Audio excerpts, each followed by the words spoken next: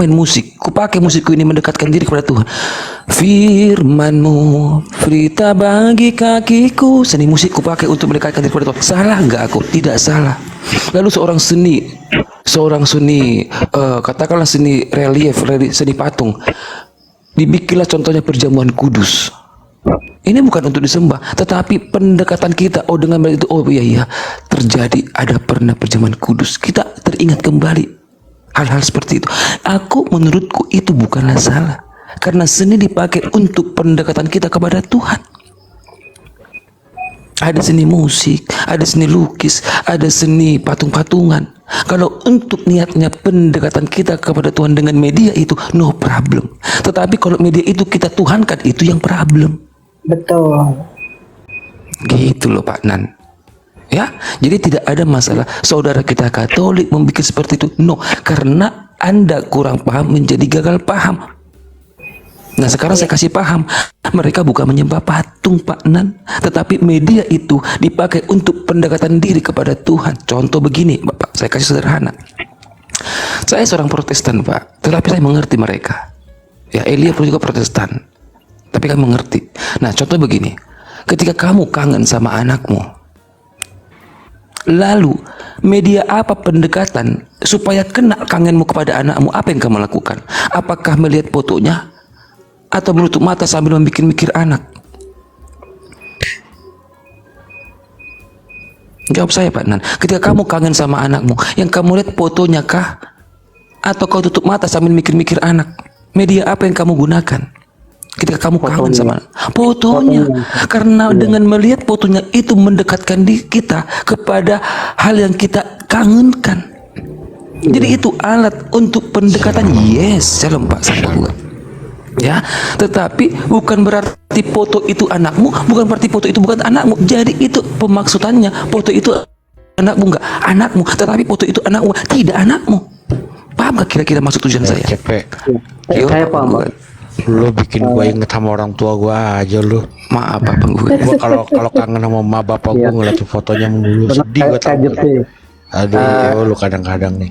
Ya. Saya memang, jadi foto itu apakah apakah foto itu anakmu? Tidak. Apakah foto anakmu? Iya. Ada tidak di situ. Iya karena itu memang anakmu, tidak karena itu adalah hanya bingkai, kan begitu. benar ya. Jadi saya memang setuju dengan karena saya ikuti tadi, setuju dan melihat memang saudara-saudara kita yang Katolik mereka tidak menyembah patung karena memang saya juga mengikuti, mereka hanya menjadikan media. Tetapi yang saya tanyakan mengenai pencerahan dari kakak berdua mengenai patung, kenapa harus dibuat patung? Makanya tadi kakak mereka sudah kasih pencerahan. Tapi memang benar, saudara kita yang Katolik mereka tidak menyembah patung Bunda Maria, tapi mereka sebagai media menyampaikan doa mereka untuk tolong didoakan. Seperti tadi penjelasan kakak berdua tadi, saya ikuti tadi semua. Cuma yang jadi itu nggak salah kan? Kan iya, memang nggak salah. Cuma yang saya udah beres, sudah kiri. minta itu. Soalnya di kota kami itu gini Kak, di kota kami itu mereka membuat patung dan berikan nama itu patung Kristus atau patung Raja, patung Yesus.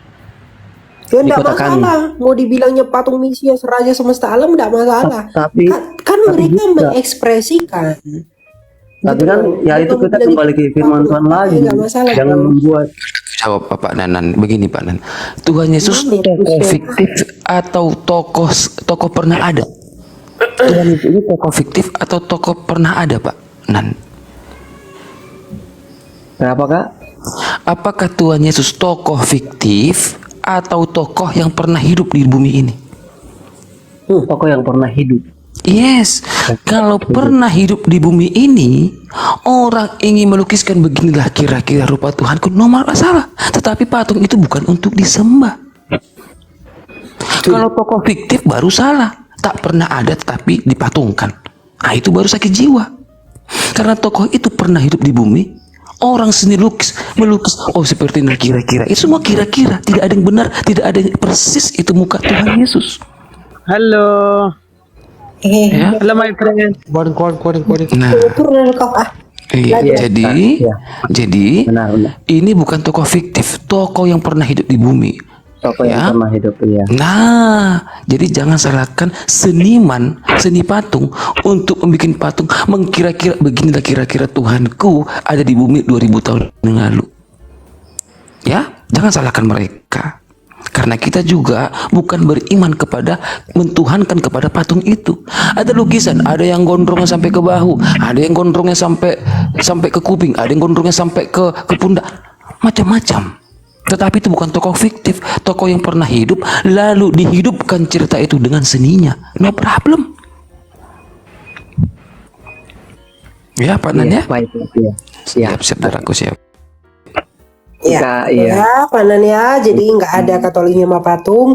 Kalau kamu buat patung pun nggak apa-apa, itu tidak masalah. Yang penting kamu jangan beriman atau menyembahnya atau bertakwa kepada patung itu. Karena bagaimanapun patung tetaplah batu, gambaran tetaplah kertas. Tapi tidaklah salah kalau kita mengekspresikan apa yang kita imani di dalam ukiran dan di dalam gambar begitu. Dewasalah dalam beriman, gitu ya.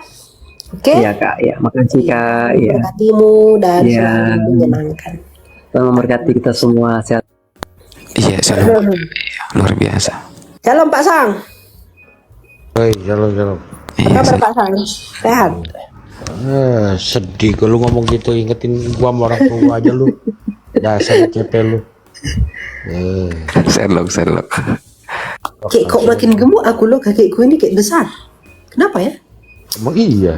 Emang iya makin gemuk lu. Gak Baru tahu. berapa bulan tambah gemuk lu. Makan tidur. Enggak juga.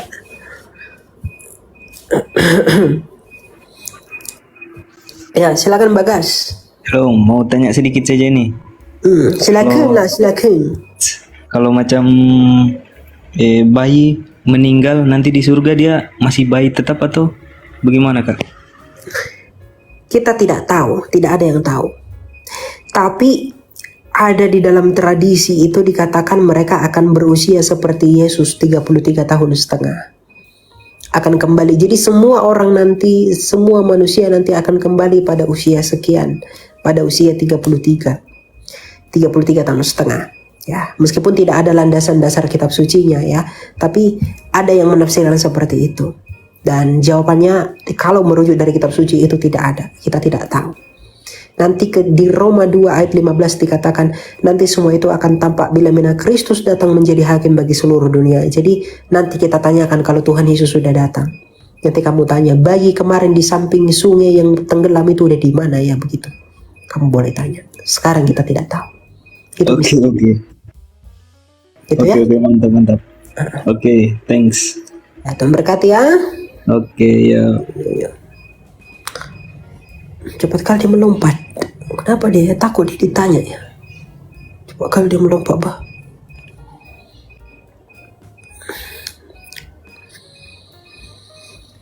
Kau ku kagumi.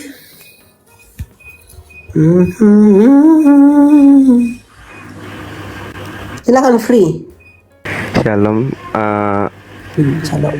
saya mau tanya, kan saya sempat dengar di pernyataan dari sebuah Romo Katolik atau pastor yang bilang Kristen Protestan dan Kristen Katolik sama-sama memiliki keselamatan, tetapi keselamatan yang diperoleh oleh Protestan itu tidak utuh.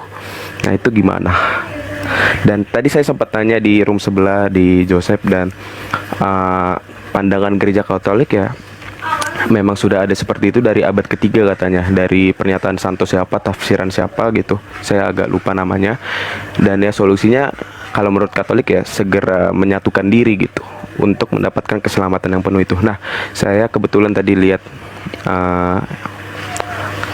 Elia di FYP, sekalian aja saya tanya POV dari Kristen mengenai itu gimana? Iya. Pak Sang mau jawab Pak Sang atau Pak Bang JP? Silakan. Katolik dulu yang menjawab, Pak Sang. Kita kan Protestan. Pak Sang penggugat lah dulu yang Katolik. Silakan Pak Sang penggugat.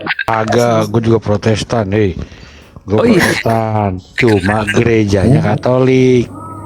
Karena gerejanya ada itu dekat rumah gua. Iya. Tapi Oh. saya sih setuju sama perkataan Romo itu, betul ya. Memang iya, setuju gua. Ya keselamatan itu memang bukan masa lalu denom Katolik, denom Protestan, denom apa gitu kan.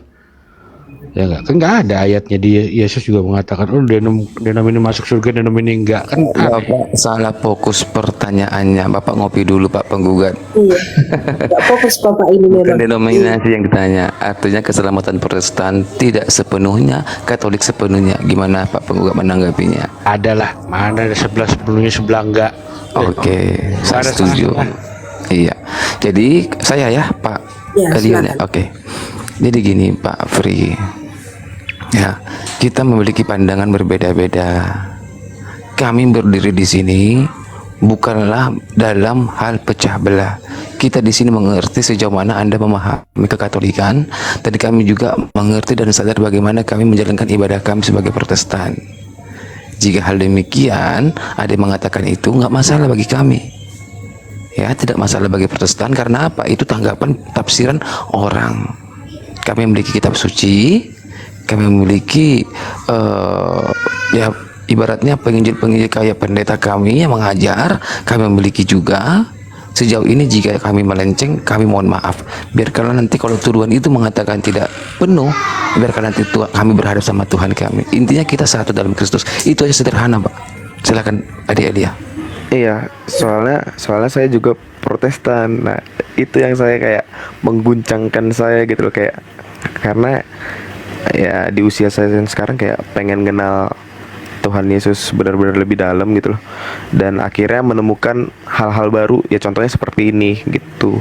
Jadi saya pengen tahu aja gitu, tahu lebih dalam gitu. Ngasih. Ya, kembali saja ungkapan Tuhan Yesus Matius 7 ayat 21 ya. Dari buahnya lah kamu mengenal mereka. Bukan setiap orang yang berseru kepadaku Tuhan, Tuhan akan masuk dalam kerajaan surga, tetapi dia yang melakukan kehendak Bapakku yang di surga. Jadi kita daripada untuk memusingkan hal seperti itu, lebih baik fokus bertumbuh. Itu pendapat mereka, pendapat gereja Katolik nggak apa-apa, itu hal biasa. Begitu.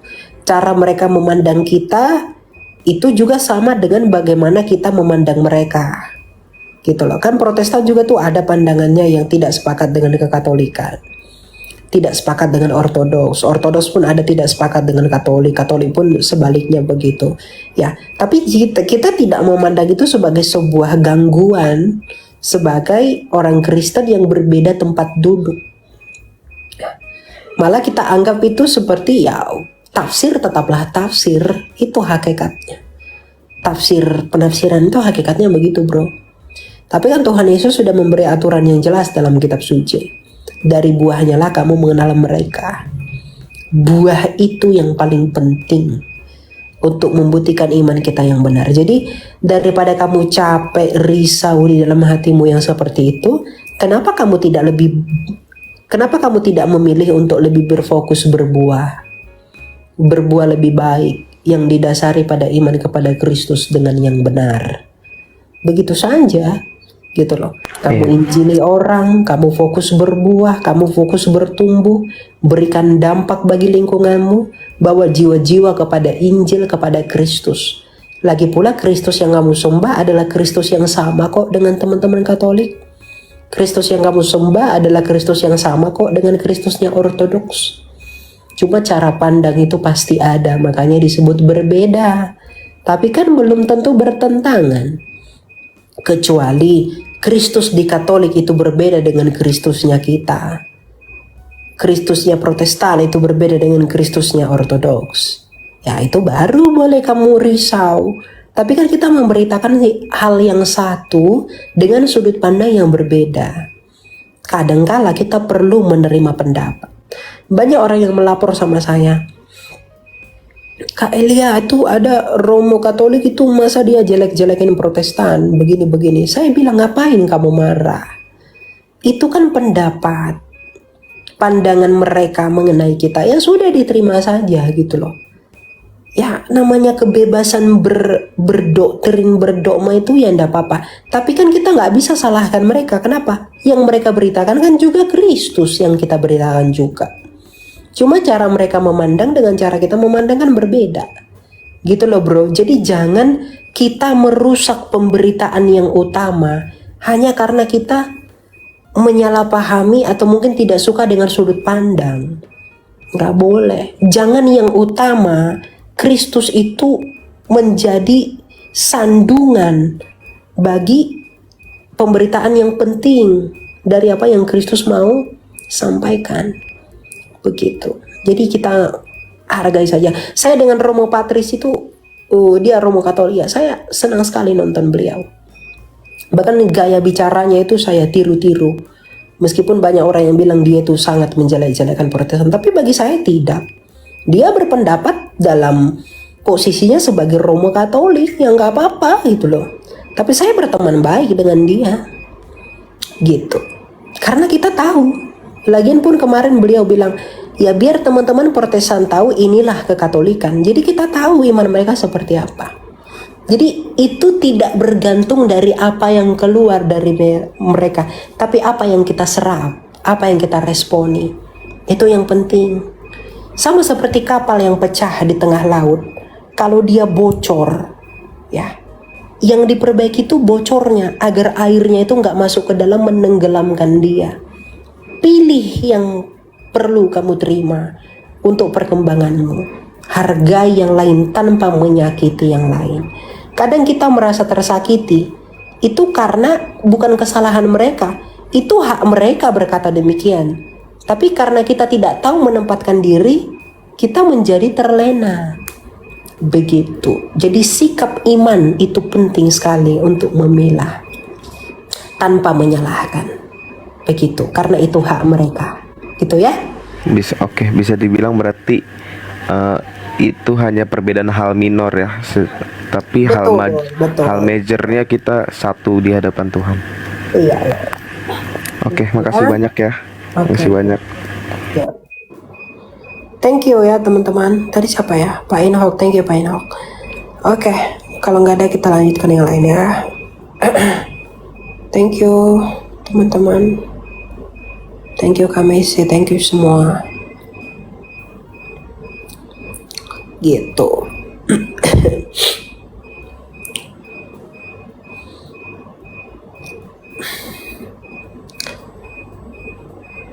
Mana nih?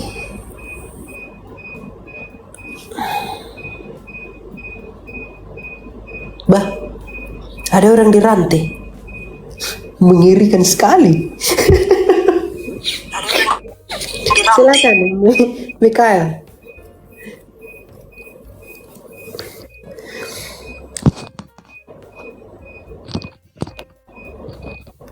Mikael?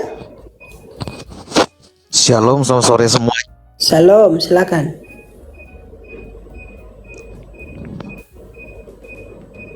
Halo?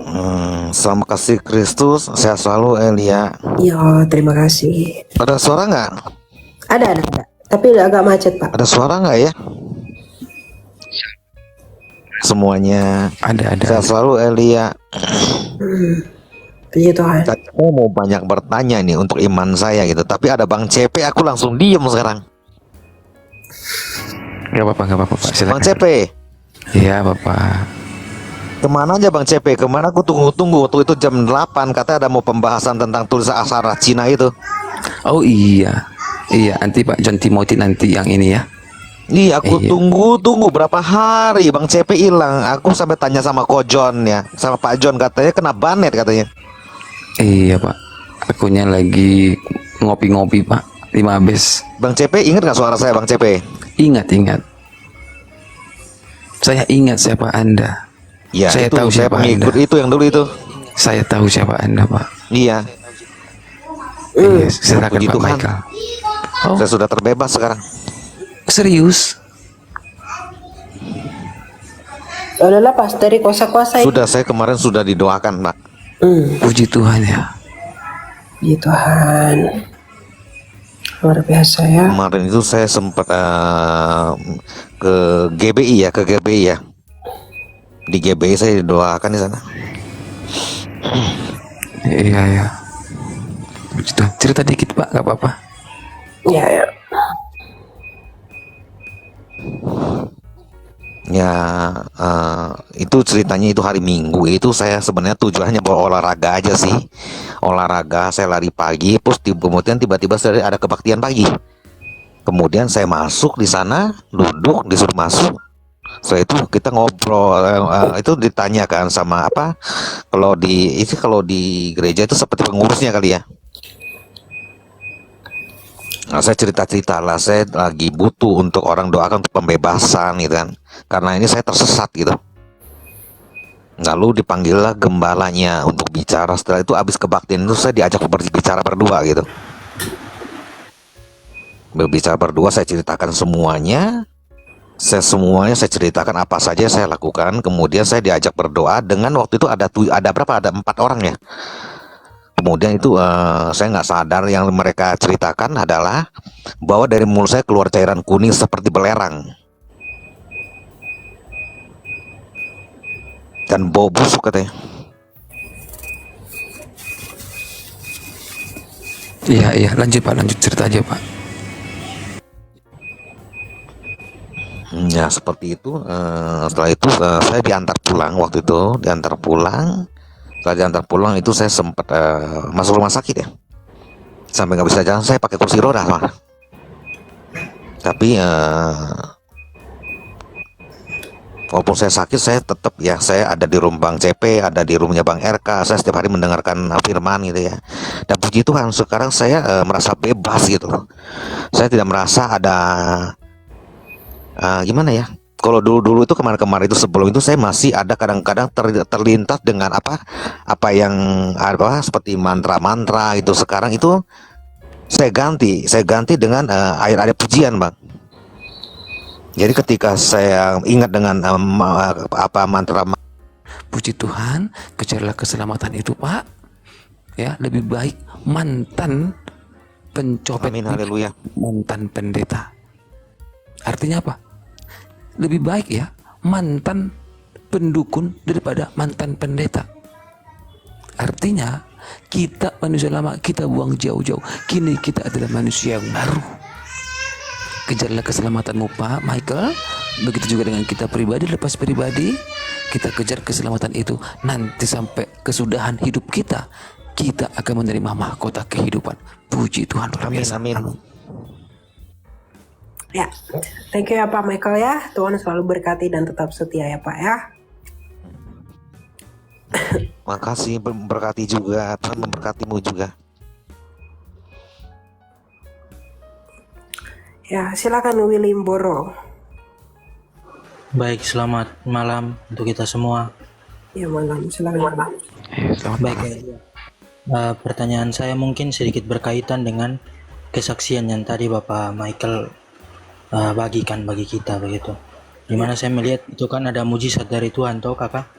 Jadi pertanyaan saya, kita tahu bersama bahwa ketika Yesus melakukan masa pelayanannya di bumi, khususnya di Yahudi, itu banyak mujizat yang Yesus lakukan begitu. Ya. Tetapi kalau mujizat-mujizat itu bisa kita lihat menghidupkan orang mati, yang lumpuh dapat berjalan, yang tuli dapat mendengar. Tetapi kalau kita lihat pada konteks saat ini, mujizat-mujizat itu sudah tidak ada lagi begitu.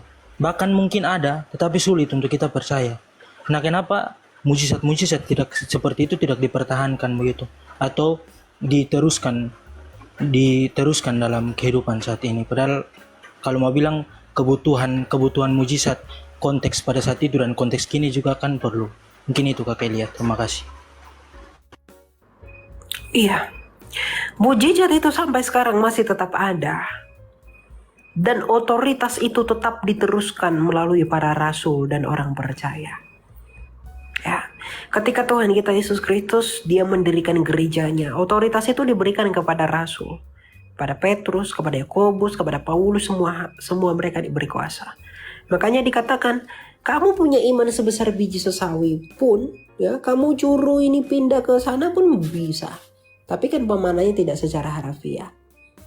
Mujizat itu tidak selalu bermakna hal yang ajaib, tidak. Kamu sembuh ke rumah sakit, kamu sembuh diobati, itu mujizat. Kenapa Tuhan masih izinkan kamu sembuh? Kamu hari ini bisa makan, bisa minum, bisa apa segala macam, itu mujizat. Karena Tuhan masih menyertai kamu. Jadi kita memahami mujizat itu bukan sesuatu yang wah-wah, bukan begitu bro. Mujizat itu tidak pernah lebih tinggi daripada kasih karunia. Ketika Kristus datang ke dunia, dia telah memberikan kasih karunia itu melalui darahnya yang kudus untuk membasuh kita. Itu lebih besar daripada perkara-perkara yang lain. Itu lebih besar. Maka di dalam iman itu, di dalam kasih karunia itu kita memiliki pengharapan. Pengharapan akan apa? Kesembuhan, kesehatan, kemenangan. Itu. Gitu loh.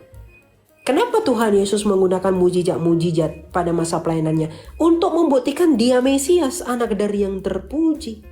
Makanya ketika dia mengusir setan kan, Roh Kudus memberikan pengertian kepada hati orang Farisi bahwa inilah Mesias, anak Allah. Tapi mereka menghujat Roh Kudus. Jadi ada tujuannya kenapa itu dilakukan.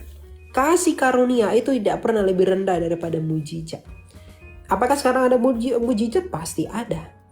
Karena Roh Kudus masih pergi ke seluruh dunia menginjili semua orang. Gitu loh. Nah, jadi kalau kamu tanya kenapa mujizat tidak seperti yang dulu, ya kalau Tuhan mau, ya dia lakukan itu. Tapi kalau Tuhan tidak mau, ya ngapain kamu paksa? Semua toh menurut izinnya dan kehendaknya. Dan jangan mengukur iman orang, dan jangan mengukur supremasi seseorang di dalam beriman itu dari mujizat, karena setan pun bisa menyamar jadi malaikat terang. Bukankah dalam Matius 7 ayat 21 Tuhan Yesus bilang, bukan mereka yang berseru kepadaku Tuhan, Tuhan yang masuk ke dalam kerajaan surga. Bukan mereka yang bilang, Tuhan, bukankah kami bermujizat demi namamu? Bukankah kami bernubuat demi namamu? Bukan yang begitu, tapi yang melakukan kehendak Bapa. Jadi mujizat itu tidak pernah jadi tolok ukur kesalehan iman seseorang. Atau mujizat itu tidak pernah menjadi tolok ukur bahwa Roh Kudus menaungi mereka atau tidak.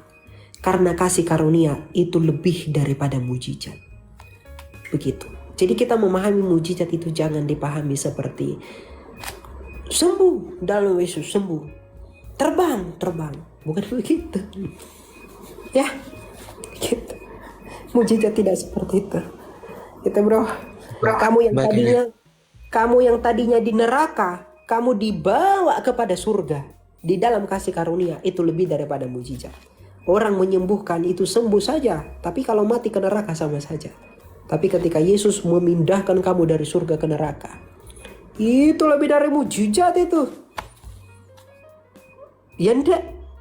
Iya kan? Gitu. Jadi semua dalam hidup ini adalah tentang bagaimana kita memandang pemberian Allah. Ungkapan, mengekspresikan itu kepada Allah, itu yang paling penting. Makanya dikatakan mengucap syukurlah dalam segala hal. Gitu. Bukan ada atau tidaknya mujizat, itu tidak pernah membuktikan ada atau tidaknya Kristus dalam hidup setiap manusia. Kalau dia mengkehendaki, terjadilah demikian. Kalau dia tidak mengkehendaki, maka terjadi juga demikian. Seperti iman Daniel, itu teladan sekali. Kamu pikir Allah kami tidak bisa menyelamatkan kami? Tetapi kalaupun tidak, aku tidak akan menyembah sesembahanmu ya Tuanku Raja. Ya kan? Jadi kalau ada pun mujizat, tidak ada pun mujizat, itu tidak pernah membuktikan bahwa Tuhan itu tidak eksis. Enggak begitu. Kalau dia mau, dia nyatakan itu bagi apa? Kemuliaannya. Tapi kalau dia tidak mau, ya sudah. Gitu. Nggak boleh dipaksa. Ya. Itu bro. Terima kasih Kelia. Ya. Yang berikut 2 menit bisa lagi Kak. Ya silakan. Nanti dijawab sama. Ya. Mengenai mujizat, aku tanya sama Bapak. Bapak pernah baca ayat nggak 10 penyakit kusta disembuhkan oleh Tuhan Yesus? Pernah baca ayat itu Pak? 10 penyakit kusta disembuhkan oleh Tuhan Yesus. Pernah baca ayat itu? Belum Pak. Kalau itu belum. Oke. 10 penyakit kusta disembuhkan Tuhan Yesus.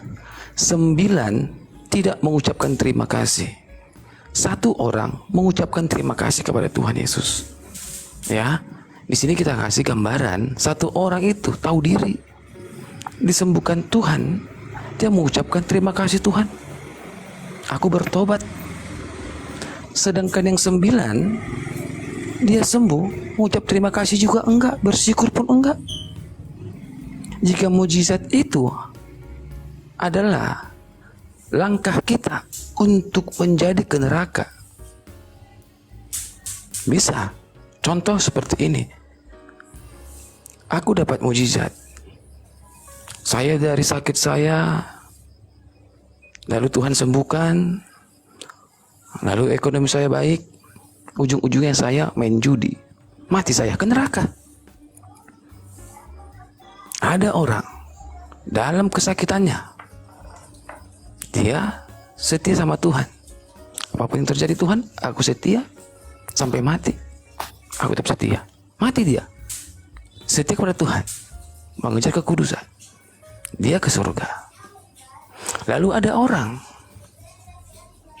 ketika Tuhan Yesus, ketika kita memandang mujizat itu keinginan Tuhan atau keinginan kita, Pak Wilboro?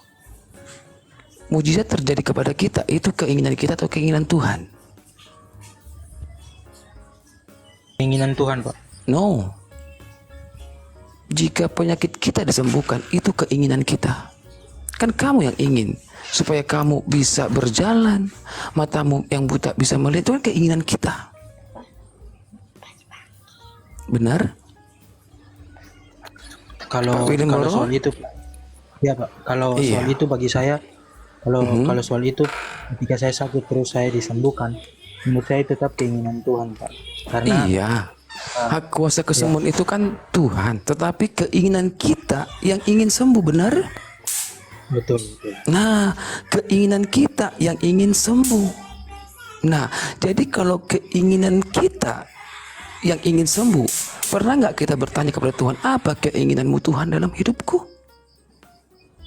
Mana lebih kita utamakan? Keinginan Tuhan atau keinginan kita?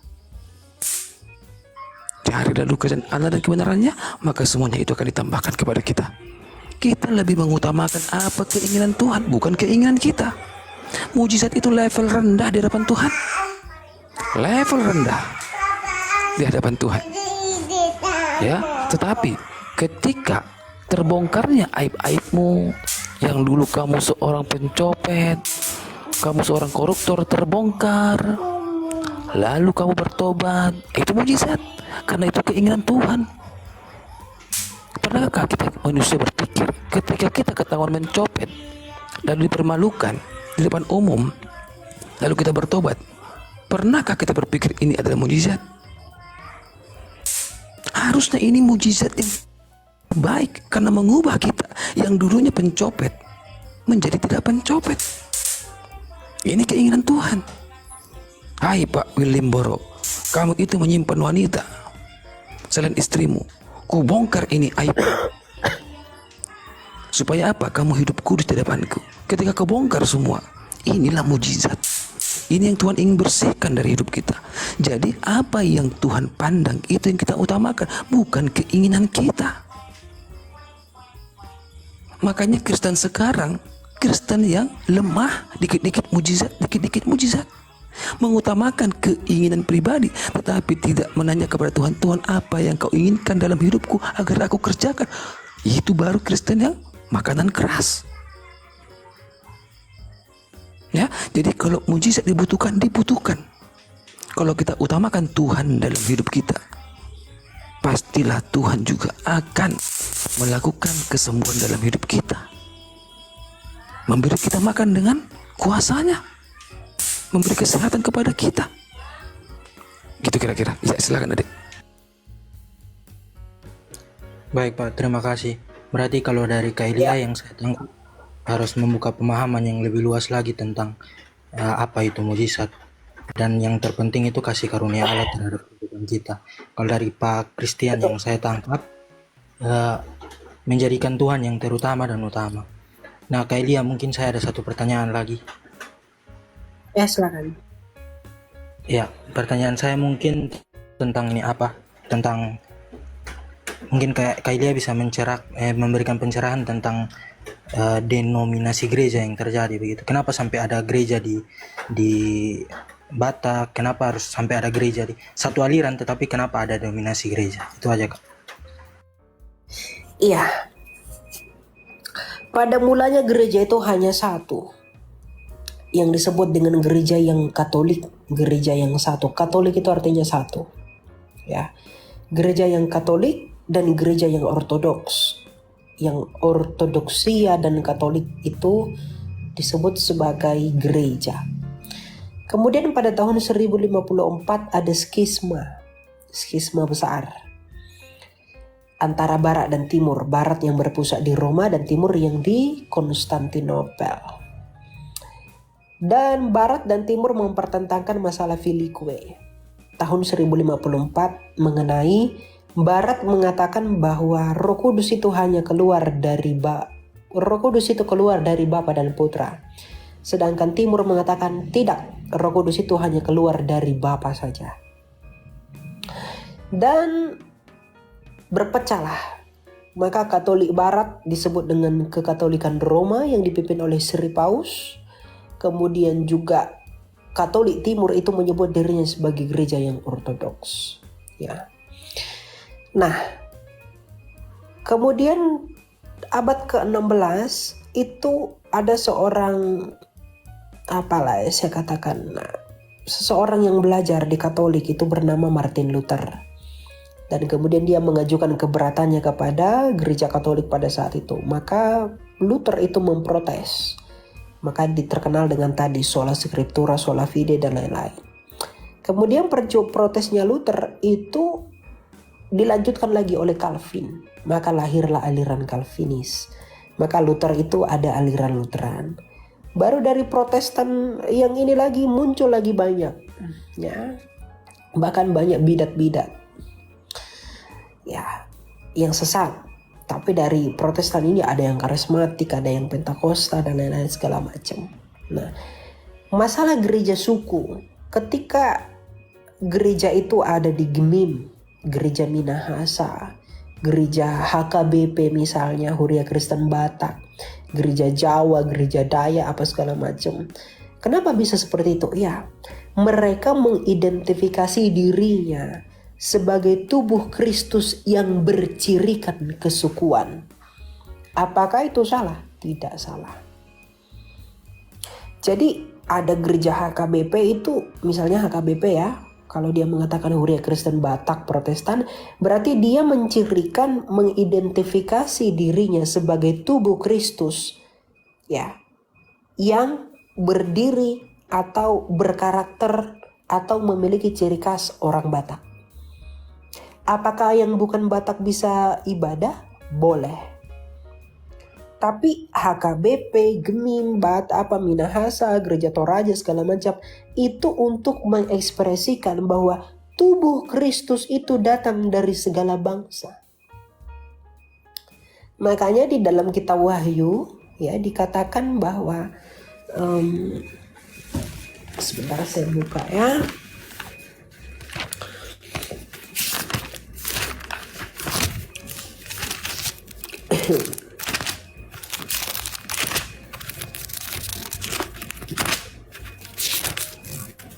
Di dalam kitab Wahyu tentang orang yang dimeteraikan dikatakan begini. Wahyu 7 ayat 9 dikatakan begini.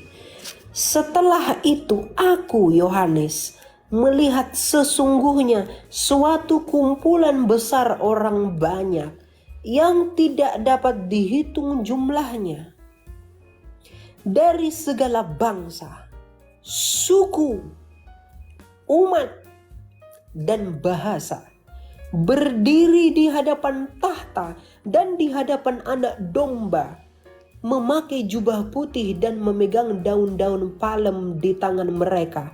Dengan suara nyaring mereka berseru, keselamatan ada pada Allah kita yang duduk di atas tahta dan pada Anak Domba. Jadi yang berseru mengatakan keselamatan ada pada Allah. Kita yang duduk di atas tahta dan pada anak domba adalah orang-orang yang berasal dari segala bangsa, dari suku, umat, dan bahasa. Jadi orang Katolik, umat Protestan, umat Ortodoks gabung di situ. Suku Batak, Aborigin, Dayak, Toraja, Minahasa, Minangkabau kumpul di situ. Bangsa Eropa, Afrika, Asia kumpul di situ. Orang Perancis, bahasa Inggris, bahasa Indonesia kumpul di situ. Yang percaya kepada anak domba itu dan mereka sama-sama berseru. Jadi semuanya pada akhirnya akan dipersatukan dalam pertemuan itu. Pertemuan apa? Kemenangan. Jadi tidak ada gunanya kita ribut. Katolik saling serang ini, Protestan serang, Ortodoks serang, enggak. Seluruh umat kok, seluruh bangsa, seluruh suku dan bahasa. Kita berdiri sama-sama di hadapan tahta anak domba itu. Kita sama-sama memakai jubah putih. Kita sama-sama memegang daun palem. Kita sama-sama nyaring dan mereka berseru. Sama-sama. Ya, jadi kalau ada orang-orang mengatakan, kenapa ada gereja HKBP? Kenapa ada gereja Gimim dan lain-lain? Ya itu hanya mengidentifikasi. HKBP kami mengidentifikasi diri kami sebagai tubuh Kristus kesukuan Batak. Gemim, kami mengidentifikasi kami sebagai tubuh Kristus dari Minahasa. Kami dari Toraja. Ya, orang Katolik kami dari Katolik. Orang Ortodoks kami dari Ortodoks dari Timur. Tapi pada akhirnya dipersatukan juga. Ya kalau masalah latar belakangnya ini ke sana enggak, karena penginjilan itu adalah mandat budaya. Mandat budaya adalah bagian dari penginjilan. Kita menginjili orang Sunda ya dengan cara orang Sunda. Gak bisa kau ngomong sama orang Sunda, percaya kau sama Yesus ya. Gak boleh kau bentak kayak sama orang Batak. Itu eksistensi budaya. Ketika Yesus berbicara dengan perempuan Samaria, tentu berbeda dengan cara dia berbicara kepada orang Farisi. Budayanya beda. Gitu loh. Jadi kalau orang Batak menyembah Tuhan dengan cara Batak ya enggak apa-apa. Gitu. Orang Minahasa sembah ya enggak apa-apa. Jangan menghilangkan budaya demi hal-hal yang enggak penting. Begitu. Toh juga nanti kita akan dikumpulkan bersama-sama. Gitu ya. Oke? Baik Kak, menarik sekali Kak. Nih. Kalau gereja bisa dipahami seperti itu, kalau Yesus bisa enggak? Maksudnya Yesus juga dipahami seperti yang itu, seperti yang lahir dari budaya itu.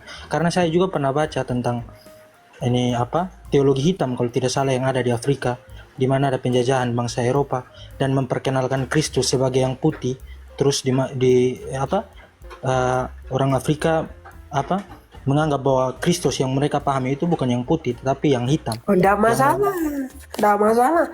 Orang Tapi kalau Cina, dalam konteks Indonesia orang juga Cina nggak apa-apa. lukis dia dengan mata sipit. Si Leonardo da Vinci melukis dia dengan kulit putih seperti bule. Orang Timur Tengah lukis dia ininya sedikit sempit. Kamu coba pergi ke Vatikan, lihat lukisan-lukisan Yesus di sana bermacam ragam. Kemudian orang Jawa lukis Yesus pakai belangkon. Enggak masalah, itu kan mengekspresikan apa yang mereka imani gitu loh. Kontekstual namanya. Tapi kan iman, pesan, substansi keselamatan itu tetap tersampaikan. Bahwa itu datang dari Yesus yang adalah seorang Yahudi. Jadi Yahudi ini itu enggak bisa lepas.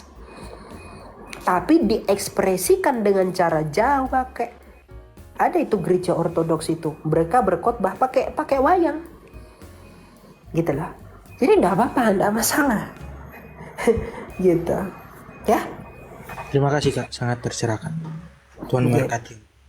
Nggak boleh rasis kalau memahami Tuhan itu harus begini, harus begitu. Karena kadang umat sebelah, abad akar ke-49 itu sering sekali mengatakan, Tuhan kalian mana wajahnya yang benar, kulit putih atau kulit hitam? Kadang juga mereka bertanya, Tuhanmu kok kulit putih, berarti dia rasis dong. Itu penalarnya pendek sekali. Bukan begitu, ya? Oke? Makasih. Yo. Baik. Karbais. Oke.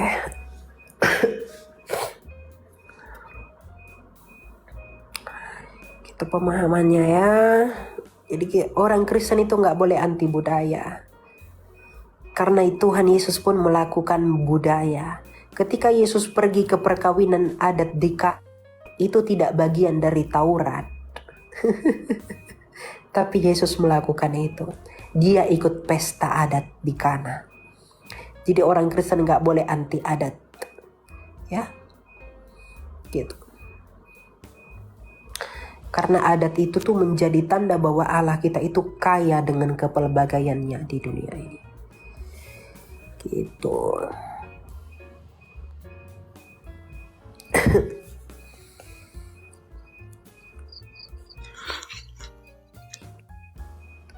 Ya silakan bro. Alpa. Halo? Ya, halo, selamat malam. Ya silakan bro. Ada yang mau kamu tanyakan?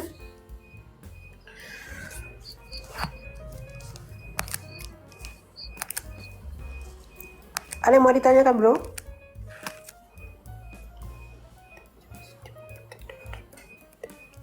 Nggak ada ya?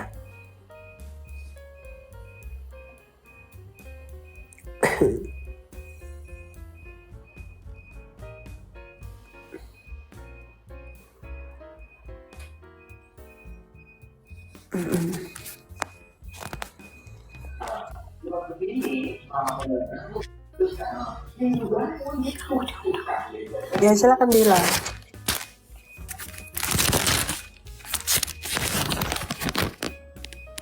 Ada yang mau kamu tanya Dila?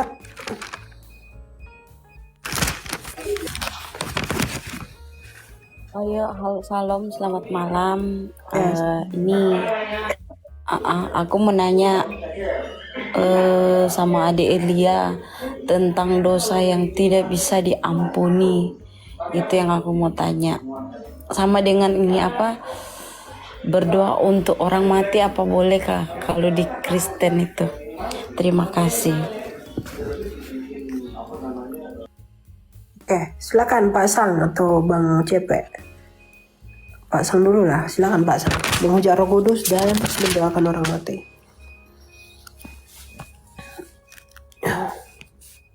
Lu lagi berisik sih, lagi berisik. Loh, dengar gak suara itu? Lagi di mana Pak? Kolam. Oh iya. Oke. Bang, Abang Cepe masih situ? Sudah ada. Oke, nggak ada ya. Oke. Tentang Dosa yang tidak terampuni itu kan pertama menghujat Roh Kudus. betul. Kedua tidak mengampuni sesamamu. Itu kan di doa Bapa kami itu loh. Ya kan? Iya.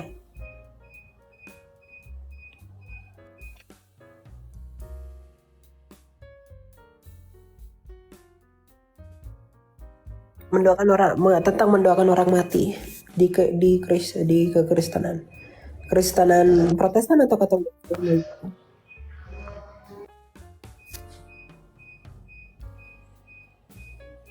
Ya, mungkin coba dari sudut pandang coba. Kalau dari sisi gue sih ya, kalau berdoa untuk orang mati, ya berdoa pada Tuhan gitu ya nggak ada masalah sih. Yang penting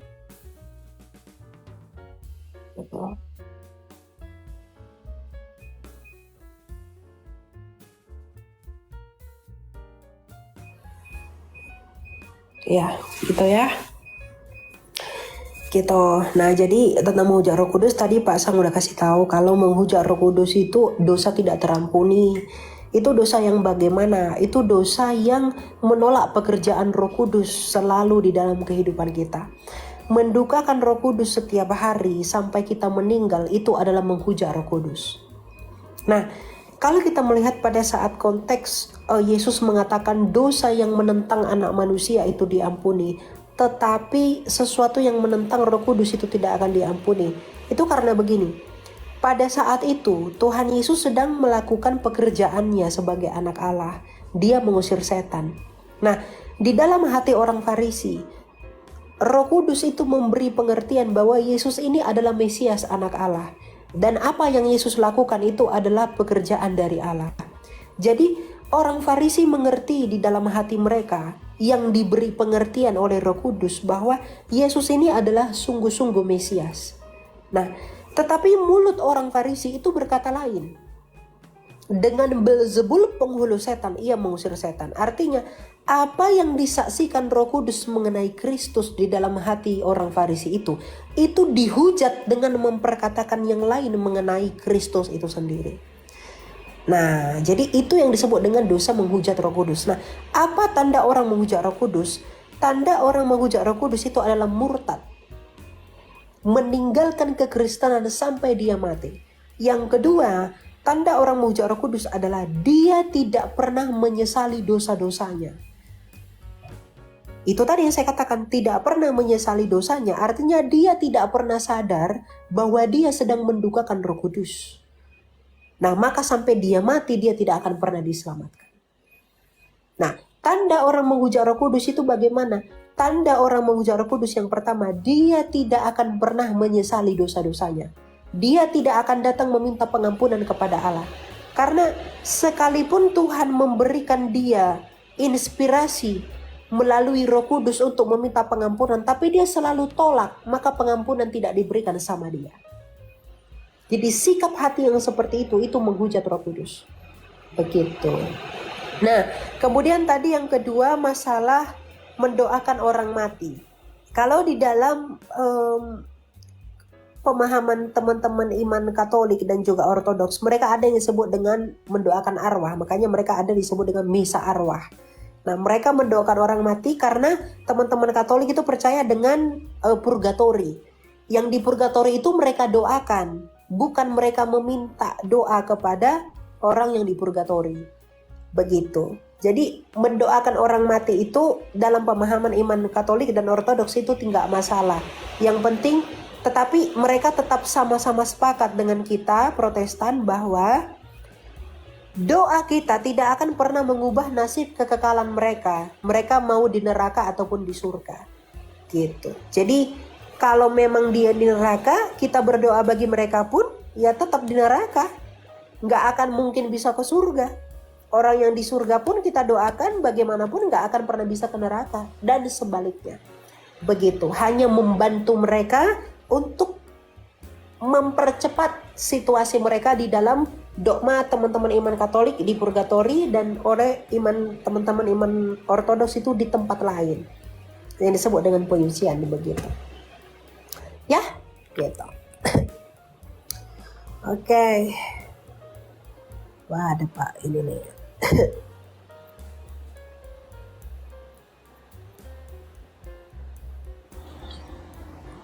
Ya, silakan. Shalom Pak Inhok. Shalom. Ya, shalom. Ya, silakan. Shalom Pak Inhok. Shalom Delia, shalom Ban Cepe, shalom Sang Penggugat. Shalom Ban Cepe, shalom Sang Penggugat. Pak Inhok mantul Pak. Suaranya mantul Pak. Bapak lagi di mana Pak? Berdengung ya. Bergema. Oke, ini udah lumayan, udah bagus. Gimana? Udah mendingan? Oke, iya. bagus. Ya. Ikut nyimak aja ya Delia ya. Oke Pak. Thank you. Ya. Gak apa-apa. Bapak di atas saja, gak apa-apa. Oke, kita naikkan yang lain ya. Tadi Dila gitu ya, Dila ya. Kita udah ini tadi. Udah apa? Udah jawab ya. Jadi tergantung kamu tertanam di mana gitu. lakukanlah apa yang kamu imani, begitu saja sebenarnya. Gitu. Yang penting dasarnya itu adalah Kristus, bukan yang lain, bukan yang baru datang di abad keberapa itu. Gitu ya. Ya sabar ya Pak Agapetos ya, setelah ini ya nanti saya naikin.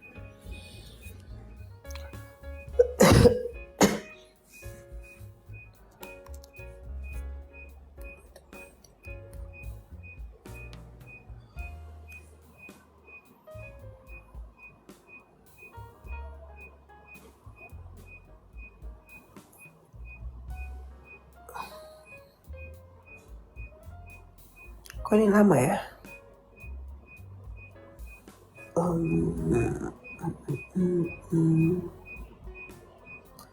Ketika saya mulai ini ya. Ya silakan Pak Agapetos.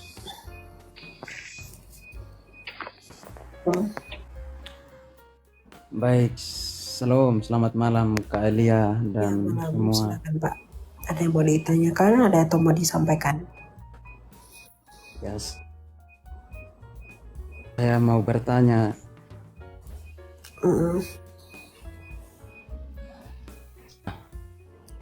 Ada yang mau disampaikan? Silakan. Mengenai hidup. Cerai Mengenai? hidup. Mau bertanya Kak? Mau bertanya? Oh ya, silakan. Mengenai orang yang cerai hidup. Cerai hidup di gerejanya. Lalu dia menikah lagi. Ya, jadi di gerejanya ditolak. Lalu dia pindah ke gereja lain. Lalu dinikahkan lagi. Itu bagaimana, Pak? Nah, itu pertanyaan yang pertama. Yang kedua, kami perkenalkan dulu. Pertama, saya asalnya NTT. Terkhususnya di daerah Sumba. Di sini ada istilah, ada orang yang bisa beristri sampai 5, 6, 7. Nah, kalau sudah begitu, apakah kita mau menerima mereka? Itu sudah termasuk dalam perzinahan. Apakah kita mau menerima mereka untuk dibaptis atau bagaimana?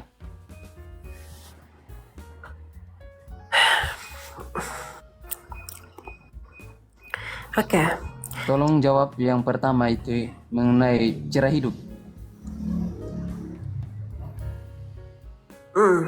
Oke. Saya juga pusing soalnya saya belum menikah. Yang udah menikah lah dulu, Pak CP atau Bang Sang Penggugat. Gimana itu menghadapinya itu? Aduh, kalau saya bingung sekali yang begituan.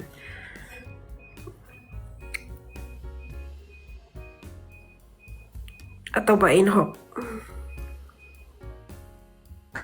Di salah banyak hal yang terjadi di sini. Saya sih udah nikah ya. Aku Begini, jawab Kak. ya. Banyak yang di Iya, jadi intinya di dalam iman di lingkungan Kristen. saya banyak kejadian. Ya bentar Pak Agape. Tunggu dulu, saya jelaskan dulu, Pak. Yang pertama dulu tadi. Pertanyaan yang pertama itu begini, Pak. Ada orang cerai hidup dan tidak mau diberkati gereja, tapi dia pergi ke gereja lain untuk diberkati gitu. Itu gimana menurut Bapak?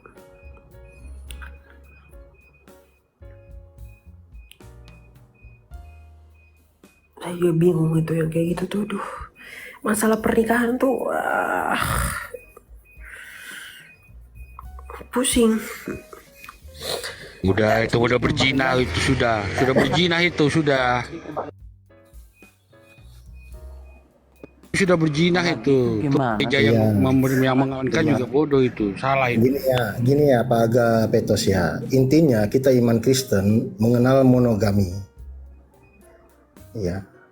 Jadi kita dipersatukan di dalam Gini, Kristus Pak. ya. Memang benar berzina, tapi apakah kita Pak, memang benar berzina, tapi apakah kita membiarkan mereka begitu saja kumpul kebo?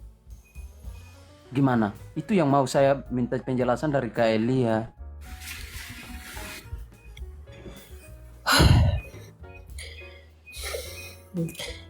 Ya kalau kita ini manusia biasa Pak Agapetos, kita nggak mungkin untuk mencampuri semua urusan manusia. Nggak mungkin. Intinya, di dalam pernikahan yang kudus itu, Kristen itu hanya menganut monogami. Monogami. Jadi kalau ada yang sampai dibilang pengikut Yesus tapi punya istri 5 atau bersuamikan 5, itu bukan pengikut Yesus. Intinya itu aja. Dan kita gak usah pedulikan, itu urusan dia dengan Tuhan. Gak bisa Pak, gak bisa. Begini. Untuk yang pertama, masalah dia menikah, kemudian dia cerai, hidup, dan kemudian dinikahkan lagi oleh gereja yang lain.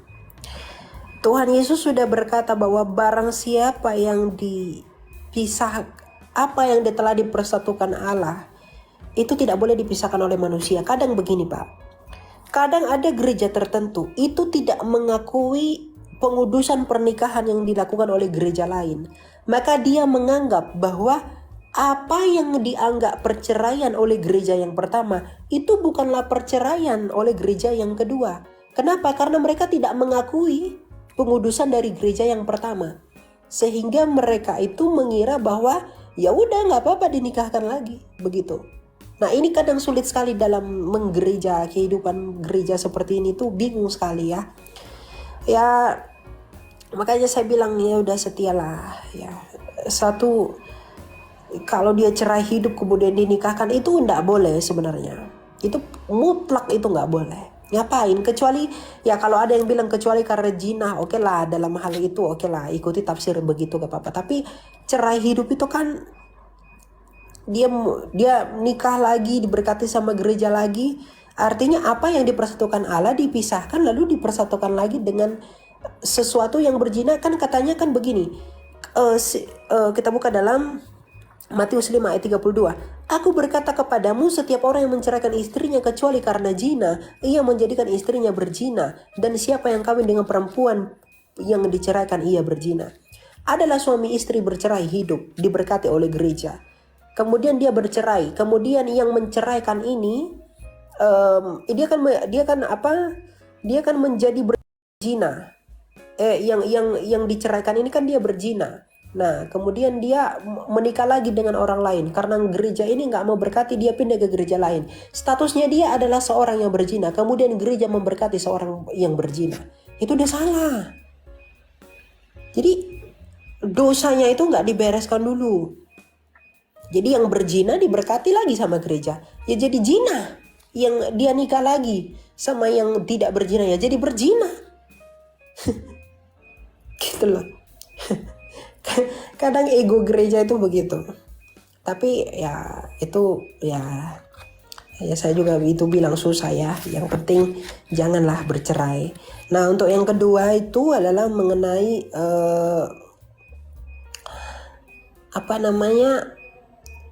poligami ya. Tadi Pak Inhok betul, kita Kristen itu hanya mengajarkan monogami saja. Tapi yang perlu dicatat itu adalah gini Pak. Di dalam, kalau di NTT, kalau di tempat Bapak itu banyak yang beristri berbanyak-banyak, kemudian apakah mereka boleh dibaptis atau tidak? Jangan dibaptis. Pertobatkan dulu. Jangan begitu. Jadi muridkan dulu baru dibaptis Pak. Kasih dulu pemahaman. Iya, Pak, saya jelaskan sedikit. Jadi gini Pak, di sini adat Sumba itu mereka itu marapu. Mereka itu marapu dan memang adat mereka masih marapu itu ada yang punya istri sampai begitu. Nah, tetapi ada juga yang memutuskan diri untuk dibaptis, untuk bertobat dan bergabung di Kristen gitu. Nah, mereka percaya Yesus. Lalu mereka sudah percaya Yesus dan kita sudah baptis mereka. Tapi bagaimana dengan istri-istri mereka yang bisa sampai 6-7? Apakah kita membiarkan begitu saja? Nah itu yang saya mau minta penjelasan secara alkitabiah dari Kak Elia. Ya jangan dibiarkan, dibina begitu. Gini Pak, kan saat mereka melakukan itu kan mereka belum mengerti kebenaran. Nah, fungsi gereja itu tadi memberitahukan mereka kebenaran. Bagaimana yang benar itu dikasih tahu sama mereka. Jadi gereja itu mengedukasi, memuridkan mereka. Sebelum dibaptis itu harus dimuridkan, dikasih tahu pemahaman yang benar. Ya nanti bernegosiasi, berdiskusi bersama-sama dengan orang-orang yang di situ. Adat istiadat itu tidak lebih tinggi daripada firman Allah. Jadi mereka perlu disadarkan itu, tidak sepantasnya demikian. Ya kalau misalnya si cowoknya itu pilih satu saja yang mau diputus, yang mau jadi bersama, yang lain ditinggalkan. Ya, Yang betul. tidak, ya yang ditinggalkan itu dibina begitu loh. Karena kan mereka melakukan itu belum mengetahui kebenaran. Setelah tahu kebenaran ya harus ambil sikap. Sebagai bukti kita menyerap kebenaran Kak, itu yang bertentangan dengan yang awal, pertanyaan awal. Itu yang awalnya saya bilang, yang itu yang gereja, ada yang sudah menikah lalu cerai hidup. Lalu dari gereja itu tidak mau apakah lagi, gereja itu dia menikah lagi, memberkati? jadi dia tidak mau apa lagi. Gereja itu memberkati satu laki-laki dengan 7 perempuan. Begitu. Ya, maksudnya gini, maksudnya ya tidak. Itu kan adat dari mereka itu kan sudah menikah 7 istri. Nah, lalu dia itu laki-laki memutuskan diri untuk bergabung dengan gereja. Tetapi dia memilih satu untuk jadi istrinya. Lalu bagaimana dengan istri-istri yang lain? Sedangkan mereka juga ingin membutuhkan kehidupan yang layak. Iya, tapi kan Nah, istri-istri itu yang bertentangan dengan pertanyaan yang pertama. tapi kan istri-istri yang lain kan tidak diberkati gereja, nggak ada namanya perceraian kalau begitu. Kecuali gereja tadi memberkati pernikahan si satu pria dengan si 7 wanita itu satu persatu. Kalau itu diberkati ya ada perceraian. Kalau hanya melakukan zina ya itu dosa. Dan kalau mereka pisah itu tidak cerai namanya, Pak. Itu pisah namanya. Itu boleh diberkati nggak? Boleh. Ya nggak apa-apa. Yang diceraikan itu, yang pisah itu 6 yang lainnya, 1 yang dipilih jadi istrinya, kuduskan dalam gereja. Yang 6 itu ya udah kamu nikah lagi nggak apa-apa. Karena dia sesungguhnya tidak bercerai ketika berpisah dengan laki-laki itu. Karena tidak diberkati gereja. Mana ada mau gereja memberkati 1 laki-laki dengan 7 perempuan. Gitu. Jadi itu tidak berzina dia. Itu tidak dosa.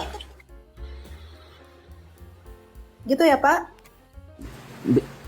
Saya mau jelaskan ulang yang pertanyaan pertama itu belum sesuai dengan saya, Kak. Ya bagaimana? Itu pertanyaan pertama itu maksudnya gini. Ini perempuan dengan laki-laki udah menikah lalu cerai hidup. Nah, cerai hidup lalu ini wanitanya lagi mau mencari laki-laki lain dan ingin dinikahkan lagi di gereja. Tetapi gereja tidak menerima karena itu berzina. Lah, lalu apakah kita sebagai orang pendeta, sebagai bergereja, apakah kita membiarkan dia kumpul kebo, membiarkan dia begitu saja? Nah, ini yang saya mau tanyakan kepada Kak Elia untuk jelaskan secara. Bentar dulu, dia kumpul kebo dengan siapa? Dengan orang gitu. Dengan laki-laki yang ia cintai lagi karena dia sudah menceraikan suaminya. Ya kalau dia punya pemahaman iman yang benar seharusnya jangan demikian. Yang nggak lakukan, dosanya itu tidak menjadi legitimasi untuk membenarkannya, Pak. Jangan begitu. Gitu loh. Nah, ini bukan saya pertanyakan untuk jelaskan mengenai individual, tetapi bagaimana tanggapan gereja itu saja, Kak. Ya kalau saya, maksudnya sesuai Alkitabiah. Kalau gereja saya itu udah nggak boleh dinikahkan lagi, karena cerai hidup nggak boleh, gitu. Ya memang betul gereja di sini juga gitu, tapi apakah kita membiarkan begitu saja? Jangan dibiarkan. Berarti kita menyetujui. Itu fungsi gereja, Pak. Koinonia, diakonia, dan marturia itu dibina. Dia dibimbing, dimuridkan. Ya kalau Bapak berharap apakah kita membiarkan begitu tapi tidak diajar, ya kamu mau mengharap apa dari orang seperti itu? Kalau dia dibiarkan begitu saja, kan diberi pemahaman yang benar, diajari. Begini loh, begini gitu. Ya kalau nggak diajari ya dia bakal melakukan apa yang Bapak sebutkan tadi. Gitu. Tapi kalau dia udah diajari tetap memilih demikian ya nggak apa-apa, itu urusan dia. Gitu. Iya, terima kasih. Saya ini sebelumnya saya minta maaf, saya juga masih muda, tapi saya melihat hal-hal begini terjadi di lingkungan gereja, makanya saya bertanya. Saya belum bapak. Mohon maaf, saya masih ya awam juga. Terima Gini kasih, ya, Kak. izin bicara ya Pak Agapetos ya. Kalau kita banyak dengar dalil ya, dengar doktrin bahwa di dunia ini perempuan lebih banyak dari laki-laki. Tapi ini udah zaman teknologi, silakan kamu Google. Siapa yang banyak, laki-laki atau perempuan di dunia ini? Lebih banyak laki-laki. Jadi nggak ada alasan untuk poligami. Dengan alasan untuk menyelamatkan perempuan agar berkeluarga. Silakan Google, lebih banyak laki-laki daripada perempuan di dunia ini. Jadi tidak ada alasan monogami itu yang ajaran Yesus Kristus kita tentang. Terima kasih.